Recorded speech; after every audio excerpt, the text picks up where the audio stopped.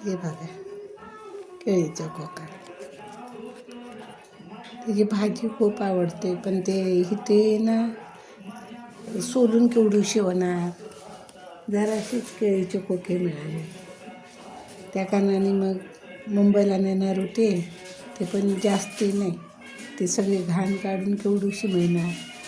हे बघा, हे असं असतं ना, त्याच्यातलं हे काडी असते कडक, काढून टाकायची अशी काढून टाकायची. आणि असं घ्यायचं. हे प्रत्येक काडीत असं असतं, ते काढून टाकायचं. असं घ्यायचं, असं घ्यायचं.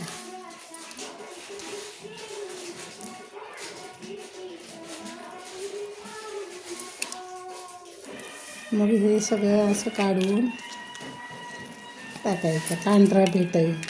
पांढरा होईपर्यंत हे काढून टाकायचं.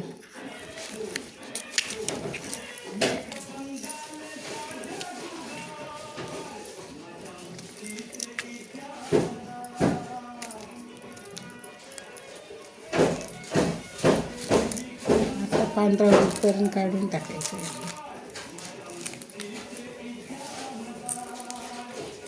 तुम्हाला एका दिवशी मी बनवून दाखवेन भाजी, मस्त चवीला असतं.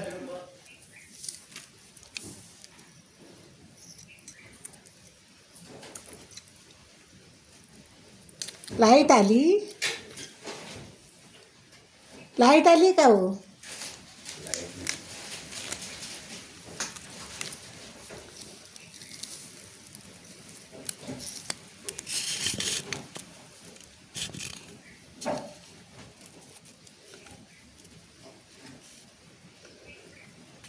असं झाला हे तोडून टाकायचं. आणि हे बारीक असं चिरून घ्यायचं. चिरून घेतला की हे पण ह्याच्यातली बारीक अशी काडी काढून टाकायची.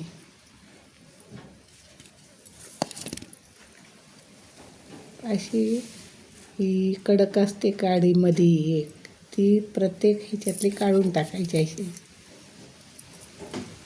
हे बघा, तसे ते काढून टाकायचे. आणि मग हे पण बारीक चिरायचा आणि हे पण बारीक चिरून टाकायचा. एवढा पांढरा भेटला की असे काढून टाकायचे. आणि एवढा सफेद झाला हे सगळं कापून घ्यायचं. हे कापून घ्यायचा आणि उकडत ठेवायचा. 15 मिनटं झाकण मारून उकडून घ्यायचा. आणि त्याच्यातलं पाणी काढून टाकायचा. आणि हे पण पिळून घ्यायचा. उकडलेलं असतं ना, ते पिळून घ्यायचा, त्यातलं पाणी काढून टाकायचं. आणि लसणाची फोडणी, कांद्या लसणाच्या फोडणीवर चांगला परतून घ्यायचा. आणि त्याच्यात चिकन एव्हरेस्ट मसाला, आपल्या घरातला चटणी, मीठ, हळद एवढं असं टाकून वाफेवर चांगला परतून घ्यायचा तेलाच्या. मस्त खायला लागतं. एका दिवशी करून दाखवेन. हे आता मी रेसिपी तुम्हाला सांगितले, पण मुंबईला गेले की कशी सून आमची बनवते ना,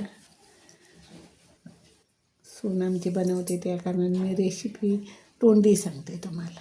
आणि करून दाखवायची म्हटलं तर एका दिवशी मी करून पण दाखवेन. मग त्यामुळं बघा आणि तुम्ही पण करा.